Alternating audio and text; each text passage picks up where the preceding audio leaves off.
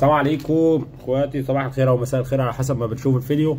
النهارده في موبايل، تمام. الموبايل ده بكرتونته، تمام. انفينكس هوت 9 بلاي، تمام. هوت 9 بلاي، تمام. الموبايل ده الرام 32. الموبايل مفيش حاجه، تمام.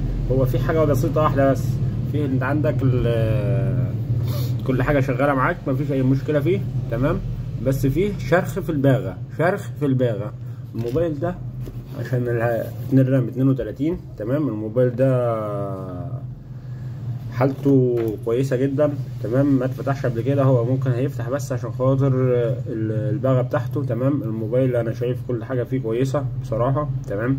الموبايل ده سعره النهارده عامل